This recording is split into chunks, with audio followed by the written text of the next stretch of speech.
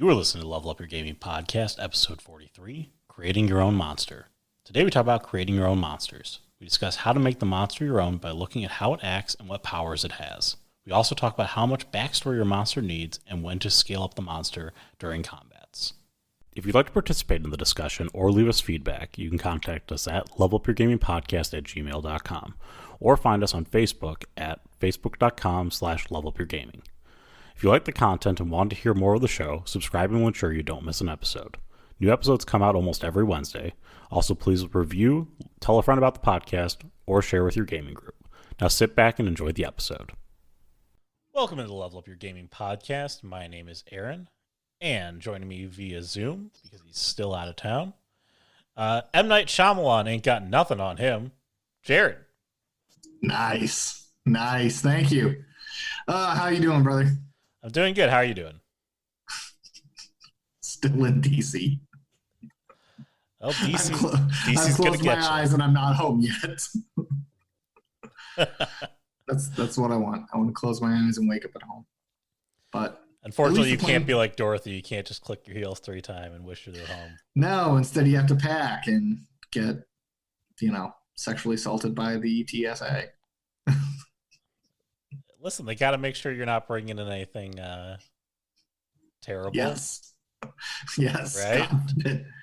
It's true, but hey, I understand. All people have levels of security, and here's the thing: I've been through enough airports in the last year that honestly, when I get patted down, I'm just like, "How you doing?" Hey. Yeah, it is that big. I just try to make it. I try to make it as fun for both me and the officer as possible, because I know he's like, "Great, I got to grab another guy's junk." Don't act like you're not impressed. I'm like, so Thursday night, and I try to come up with new jokes. Like I try to crack jokes, but not like all sexual one, because they've always heard like, "Oh man, you're gonna take me to dinner?" I'm like, why did the flamingo stand on one leg? So otherwise they'd fall down. What? Why does the flamingo stand on one leg? Because otherwise they'd fall down. Because they only stand on one leg. Yes. I don't even get a bottom. I don't. Where's the soundboard? Oops. Hold on. Thank you. Sorry, I'm still trying to figure out the soundboard. So if you ever get some weird sounds, if you're ever like, why is there a harp? We're gonna label this thing for you. I have a label maker I should. Well, it comes with labels. I just haven't filled them out. It even comes with labels. Don't judge me.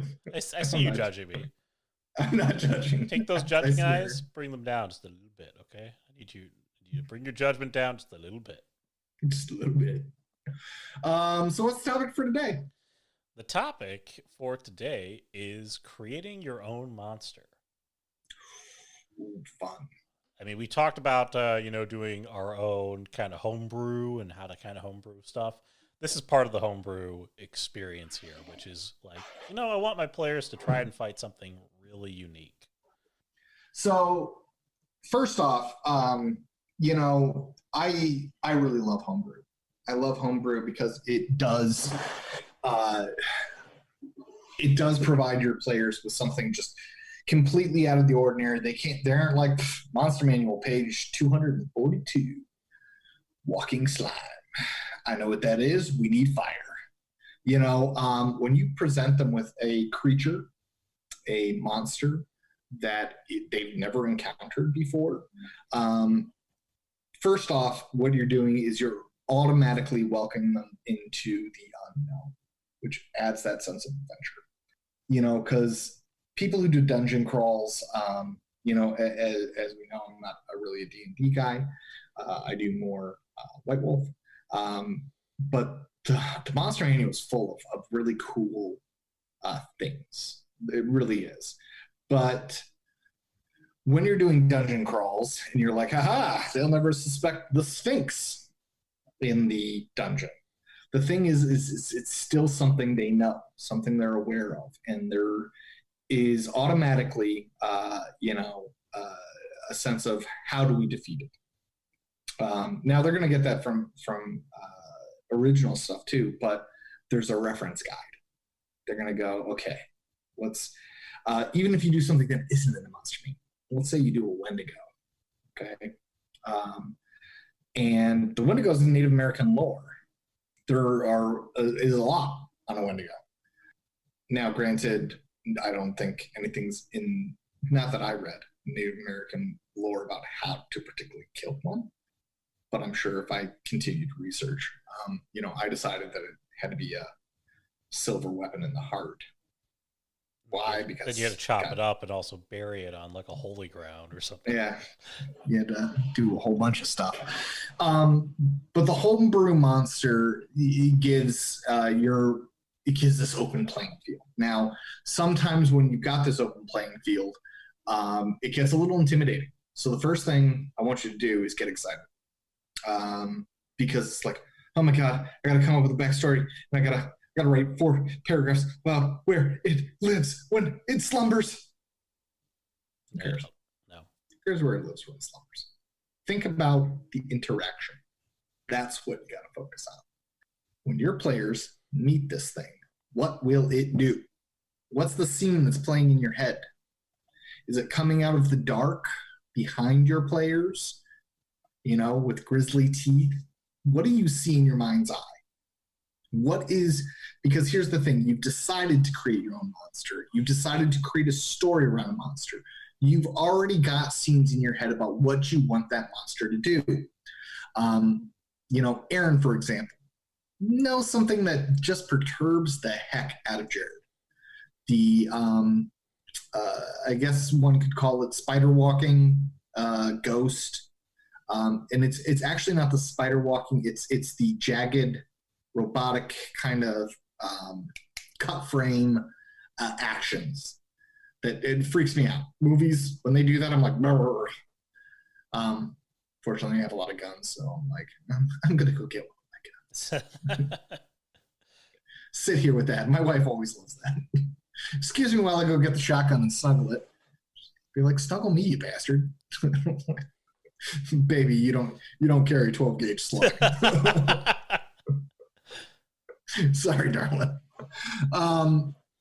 So are you developing your monster based off of KYP? That's a cool way to do it. I love doing that kind of stuff. Taking something that personally freaks out your players, scares them, and using that as the basis of your monster. Awesome. KYP episode 2, right? Episode 2, KYP. Know your players. Know what scares them. Get stealthy about it. I love getting stealthy information. So if you're like, dude, I don't know what scares my players, and we talk about crap, next time you guys are doing a movie night, make it a horror movie night. Ask them, what scares the crap out of you? And if they look at you and go, fire, I'm like, come on. Then you go, excellent.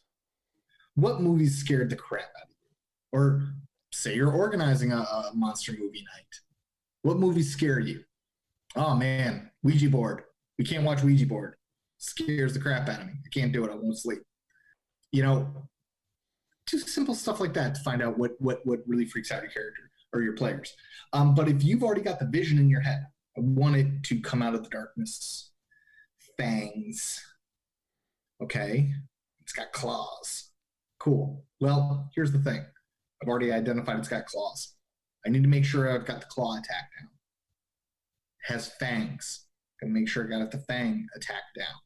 I might go, referencing one of our other episodes, Rules Lawyering, I might go to one of my books and find out, what's a normal bite? Well, it had a snout like a canine, so what's a wolf bite? It's only 2d6. Let's up that to 46. There we go. Yeah. Oh, wait. The healer only does have 4 health points. Yeah, let's keep that at 1d6. Because remember, you're looking at what challenge it's posing. It's going to one hit your kill, or, because even if he rolls all ones, your healer just got killed. Okay, I can either fudge the rolls on that. So whenever it attacks the healer, for some odd reason, it only rolls 1 damage, even though it has 4 dice. unless you're using a digital screen, everyone's going to see you roll, or they're going to hear the clatter of dice and be like, well, he didn't get 0 on the dice. So he had to have done some damage, and if they heard a clatter and they know that the healer only has 4 helpful points, and it kind of breaks the illusion of, am I cheating, am I not? So you got to make sure that every attack that you make, you're taking from the book. You're making sure that you have some rules to avoid your rules lawyering and stuff like that. Because, a bite does 4d6.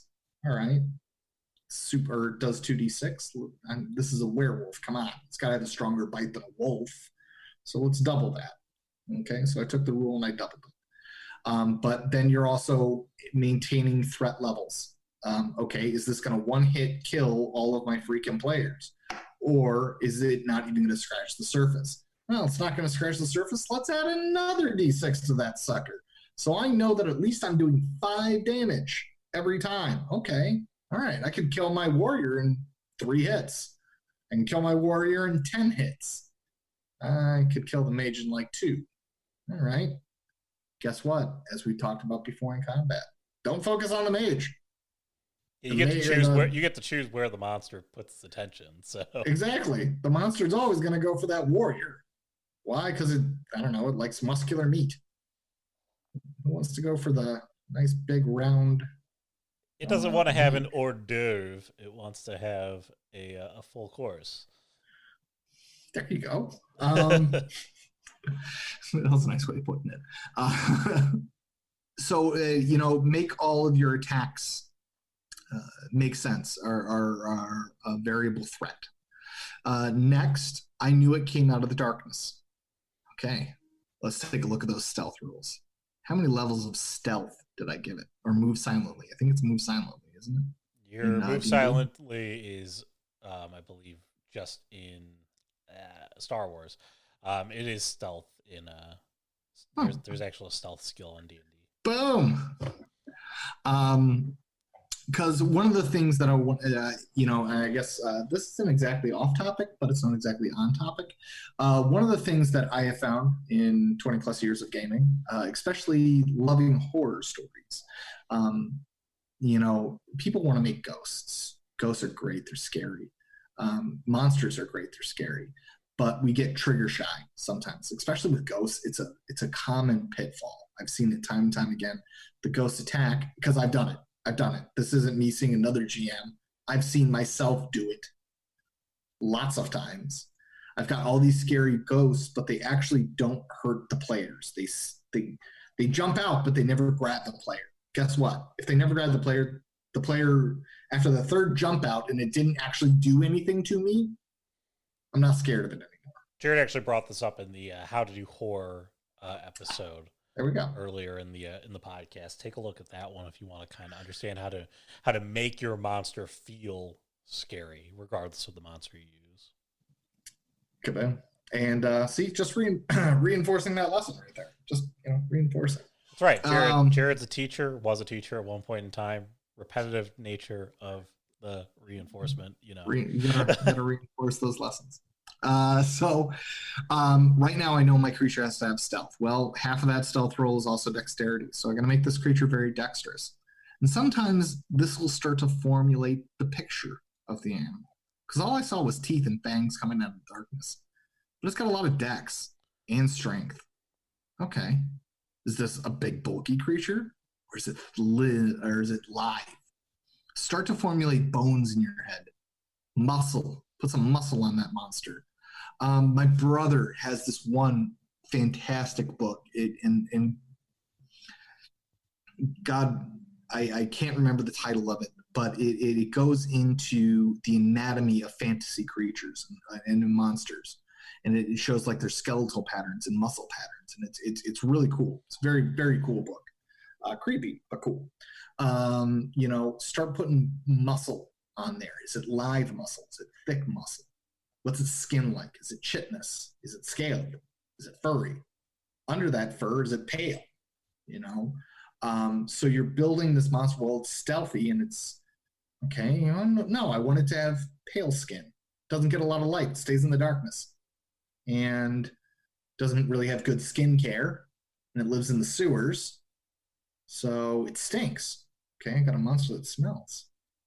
And you're starting to see the generation based off of this very simple monster that you placed in your head. You're generating it based off of skills I wanted to have, but it all comes back to the interaction with the player. So I want this. I have a picture of them. One of the great movies that I love. I know not a lot of people liked it. I Am Legend, where the monster starts running up the wall, and Will Smith is pulling off the M4 and the whole, he's letting the muzzle just take it up, and okay, I want this thing to be able to climb on walls. Cool. Does it have sticky hands, or is it literally jamming its claws into brick, and it has that much strength? Okay, cool. Now I know that I've really got to have some grip strength on this. Let's go with that grip attack. Let's look at that claw attack again. Does it match my players? Okay, I'm not giving it that much strength. Back off. How am I going to attach to the wall? One of the great, another great movie, Witch, or not Witch. Oh, shoot. It's not Witch. I don't know which one you're going for. I'm making a face to Jared like, what the hell? I don't know what you're going.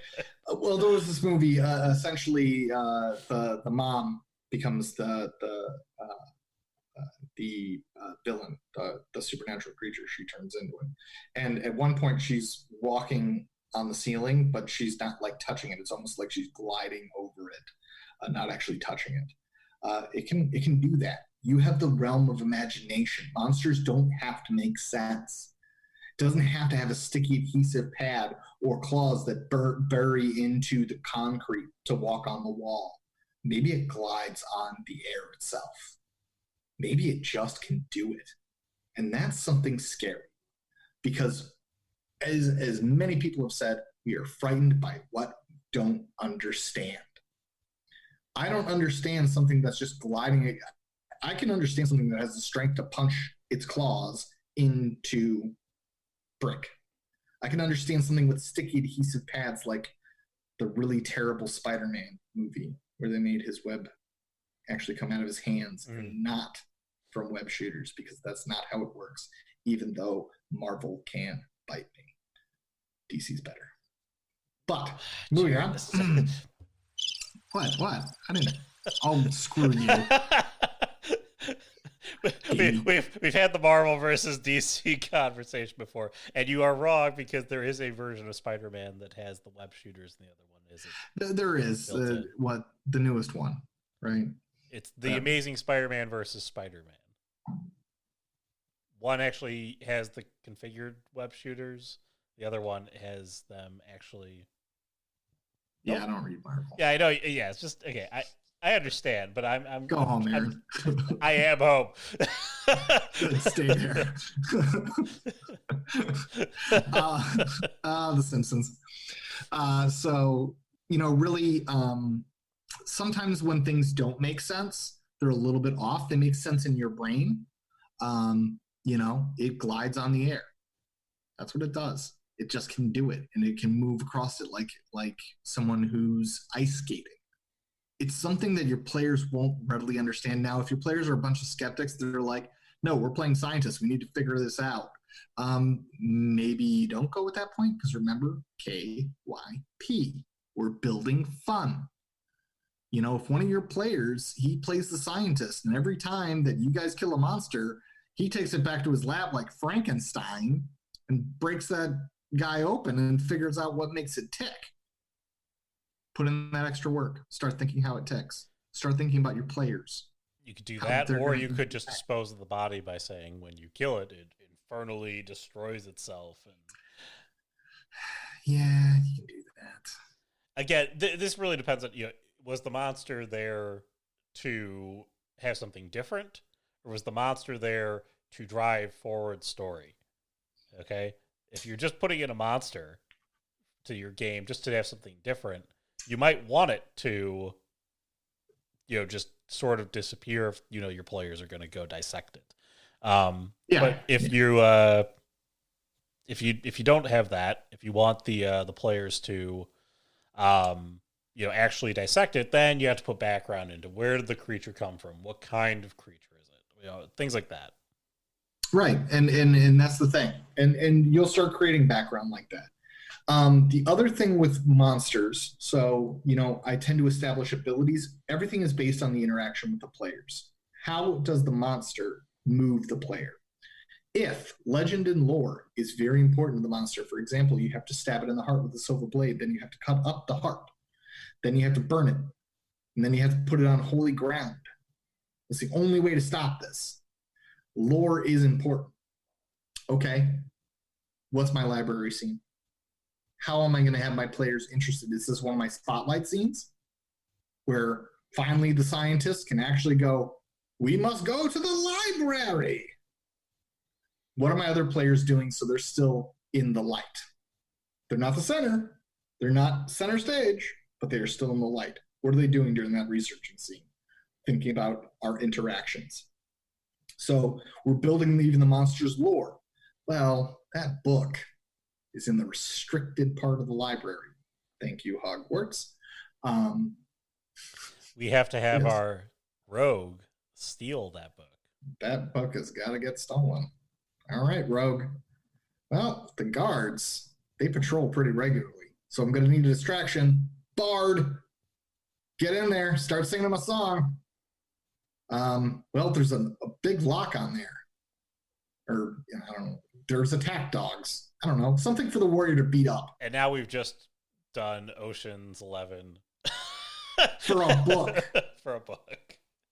Well, so what you're doing is you're creating those spotlight moments using the monster. The monster, when it is this gelatinous form that you are creating, that you are homebrewing, you're homebrewing it not to your specifications, but to your story's specifications. I want them to go to the library because they love that scene. They love researching the crap out of monsters. And I want the monster to interrupt them. Okay, so the monster's got to know where its own lore is. Now it's intelligent. Now it knows things. It's not just a beast that's savaging the West or the woods. It's a monster that's intelligent. I find intelligent monsters far more terrifying than I find stupid monsters. You tell me an animal is dumb, I'm not that scared. The moment that I know that animal thinks to human level capacity, maybe even better, that terrifies me. That terrifies me. Because we look at dogs and an attack dog, it's scary. Give an attack dog human capabilities, human thought. Pretty scary. Cujo, boom. Cujo was a dumb animal and managed to scare the crap out of you. Always remember, with that, it's unnatural behavior. And it's something we talked about in the past with creating a horror story, a little bit to the left. What's normal? Take it a little bit to the left. That's why I like, oh man, it's climbing on walls. It's not actually digging its claws in. It's ice skating on air. How does it do it? And it moves so silently, and it's smart. Now we've created something that is just truly terrifying. It's funny. Aaron and I were talking a few weeks ago. I'm thinking about getting another tattoo, and I'm actually getting a line from 20,000 Leagues Under the Sea. That would make a formidable monster. Because I love making monsters. Can you tell that I'm very passionate? I think I've been talking a million miles an hour. So we've taken this gelatinous form and we're moving it to our story. We're connecting it to scenes where our players are going to interact with it. Lore creation is only created if lore becomes important to it. Now, weaknesses. This comes to the mystery episode. See how all these things are interacting and how they're aligned? The mystery episodes. You can't have a perfect killer. Otherwise, your players are never going to find him. I think we talked whatever episode about my players, Aaron and Brian, experienced players who are damn good. They're hard to write for. They missed a dwarf got shot. Like they missed that thing. It's completely glossed over. By arrows. He's got something sticking out of him. Completely glossed over it. Completely. So the monster has to have something that it leaves behind. How do you guide your players to find the monster? Because remember, in the end, it comes down to that battle, that crisis scene, that conflict. How does the monster, how do we lead our players to it? Does it have a weakness that it, makes its infectee? For example, in our Wendigo story, it took whatever that person's vice was, their negative trait. For example, one person was bullied in his community for whatever reason, and he wanted to go to a place of power. That's what he wanted. He wanted to take power so everyone had to respect him. And it was actually, he was not a horrible person. He never hurt anyone in his life, but when the Wendigo, possessed him, it took it and it magnified. So the players were Aaron. Now it's funny because Aaron has gone into, I thought Aaron pulled a name out of a hat and managed to get the bad guy. He didn't. He was like, well, this person was nipping. Go ahead. You can explain it better. I'm trying to go from memory here, but effectively, you told us who were the last people that would have talked to him, okay, and I went, okay, this guy is on the council and this guy isn't, so cui bono, who benefits? Okay, well, the guy on the council benefits because the guy on the council is the one who it would make sense if you killed the person, you could then usurp and take his position. You would become president of the council. So it left a trail. All monsters have to leave a trail. There have to be clues. They can't be so smart as to outsmart your players. Now that comes into weaknesses. Monsters have to have weaknesses. Humans have weaknesses. You might go, humans don't really have weaknesses. Yes, we do. We're fleshy. We're really easy to kill. We are insanely easy to kill. We have zero natural weaponry. Humans suck as animals. If you put us out in the wild, we'd get clipped by a lion so quick. Bears would use us for toothpicks. Bears would be like, look at these easy prey items. Forget fish. Goodbye. So at that point, you have to look at what is the monster's weakness. Is it, how do I kill this damn thing? Is it just I need to pull off a ton of bullets? Is a monster weak because it's bold? Is its weakness its pride? Especially with intelligent beasts. With unintelligent beasts, is its weakness that it's stupid? Remember, a stupid animal is easy to track. Anything that's insanely stupid, it's pretty easy to track down unless it's, built for your story. It doesn't leave a trail behind because it walks on the air. Okay, suddenly your tracker has a really cool mystery on their hands. How do you track something that floats in the air? I don't know. That's up to you as the GM to decide. That's why I like these homebrew monsters. That's why I love to take regular monsters and flip them. There's no shame in doing that, by the way, especially with things that are legends. Because if you go into a vampire, it's very specific. I'm going to warn you against things that have like extremely well written about research. I mean, there are people that I was watching something on TV where it was like, this person's like a historian of vampires. Legit, worked for a university and stuff. Now they're like professor of English, but they've read every book on vampires because there are tons of books on vampires because vampires have terrified humanity since before the Dark Ages. The thought of them, the legends. Werewolves, silver bullet, bam, I'm going to load my gun with silver. Look up a Wendigo. Try to research ways to kill a Wendigo. Google it. Google. I love Google. How do I kill a Wendigo? It gives me 970,000 results. Okay. What if I take those results and I throw them out the window because everyone's wrong? No, to kill a Wendigo, you need to stab it in the heart with a silver blade, blah, blah, blah, X, Y, and Z. I always love the capability for it to regenerate, because if you don't kill it in the right way, it can give your players a false win. Keep that one in your pocket. Be prepared for that one. I like monsters that can hide in plain sight. That's always a good technique to have. But remember, it has to fit your story. If your story is my players like going through dungeons, they like slogging through dungeons. Okay, then you're going to build. Think of your interactions. Does it nail them after the traps?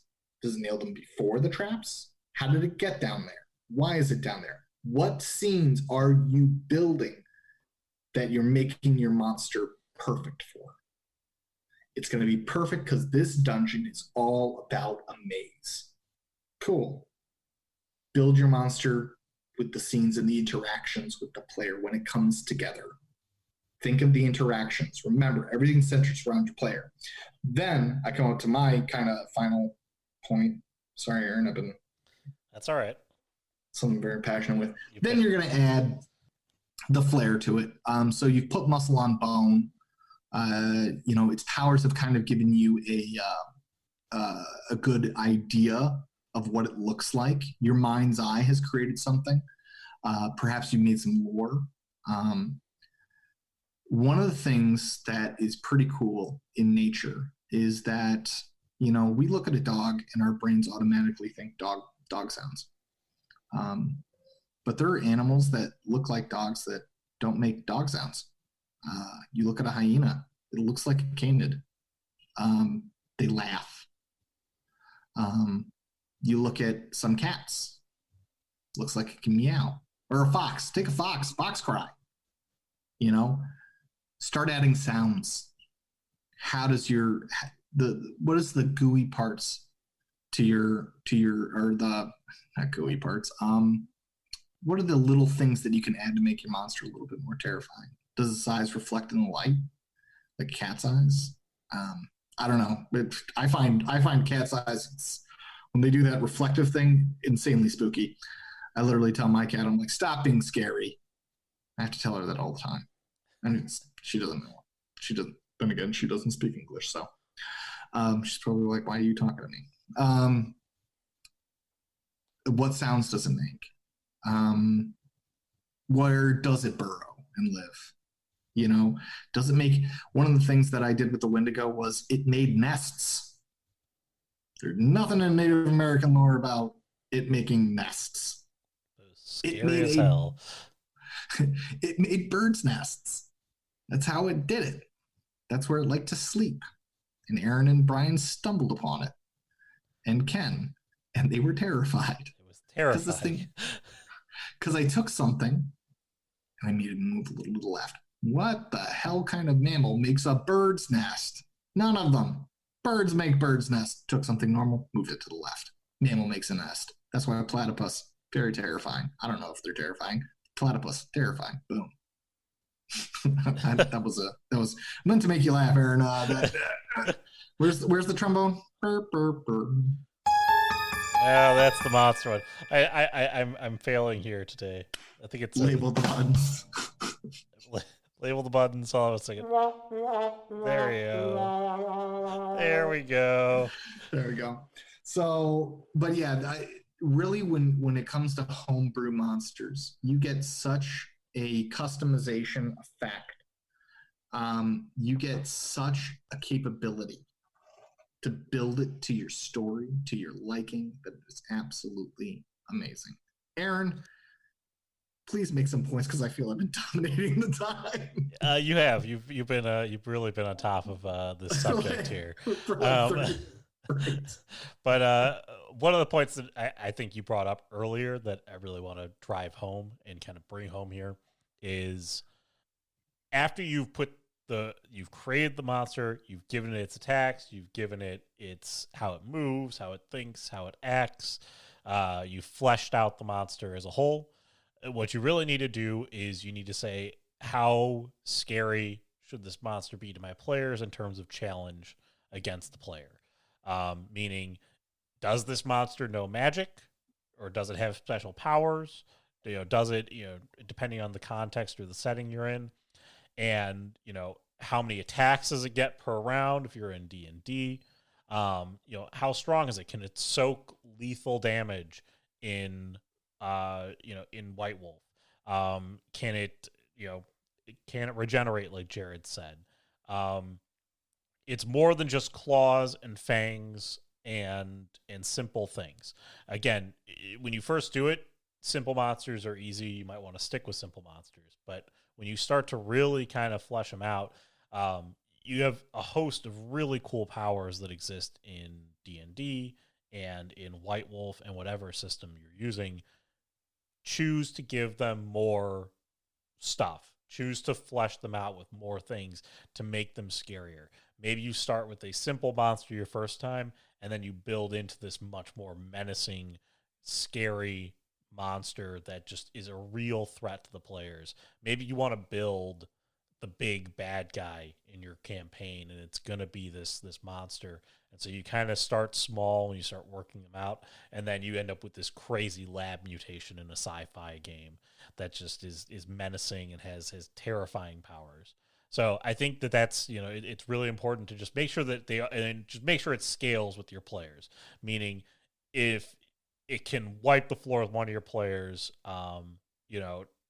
make sure that the other players, again, either don't end up in a lot of combat situations with it, or that, it has some weakness against those players or something. It's just trying to round out the monster as a whole, and making the challenge level appropriate for the monster itself. You don't want to end up with something that's got in White Wolf 555 across the board, 555 and all the skills. It's impossible to kill.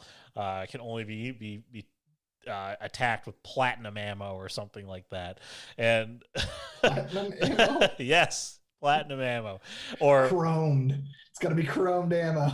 or in D&D, if your players can only handle, a challenge level of like 7, this thing's a challenge level of 15. Like you got to make sure it's appropriate for whatever you're dealing with and who you're dealing with in your group. And just know that whatever monster you create, you can scale it up or scale it down fairly easily stat-wise.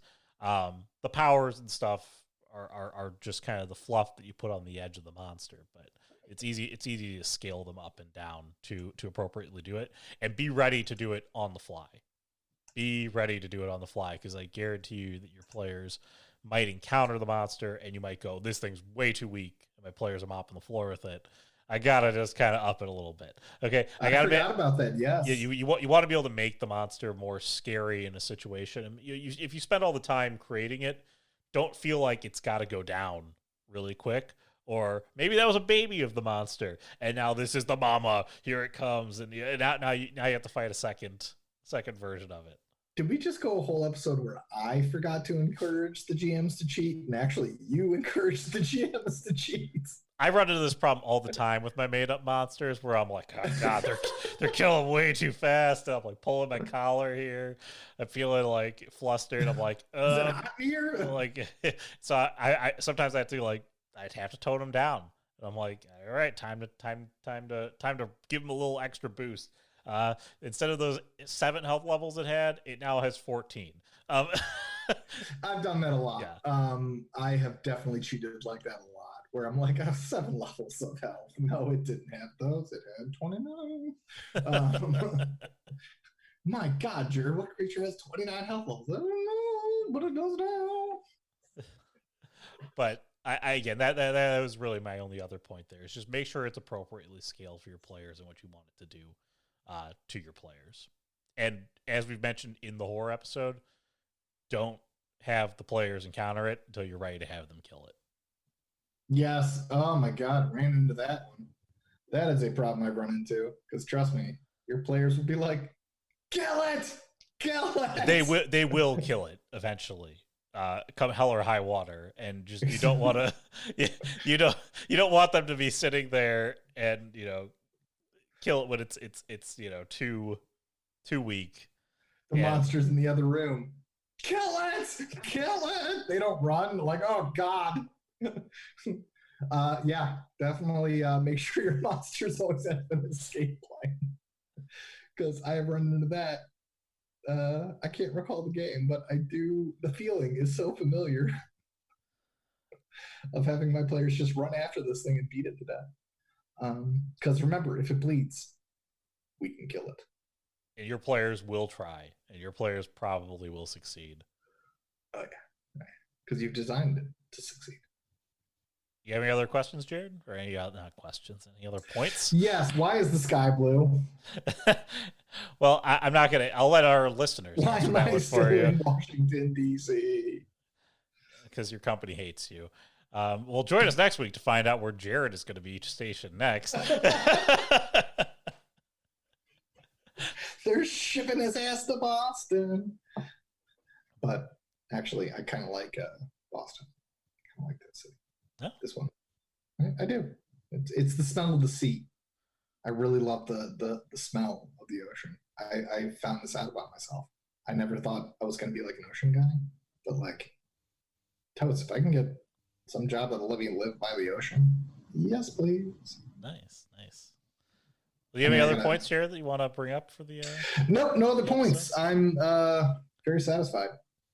Well, if you got any suggestions on monster creation or how you create your monsters, or want to comment on the episode, you can get a hold of us at levelupyourgamingpodcast@gmail.com or follow us on facebook.com/levelupyourgaming. Also, go ahead and subscribe to the podcast if you're not already. Share it with a friend. Share it with your gaming group. We've talked about that before. If you want to take them behind the curtain, maybe get somebody else to jump into the GM position and start feeling a little confident with that as well. We also have our episodes showing up on YouTube now. We've started putting them on YouTube. So smash that like button, as Jared likes to say. Smash it! And we'll keep bringing you great content, and going forward. So until next week, for Jared, I'm Aaron. Have a great week, guys. Have a great week, everyone.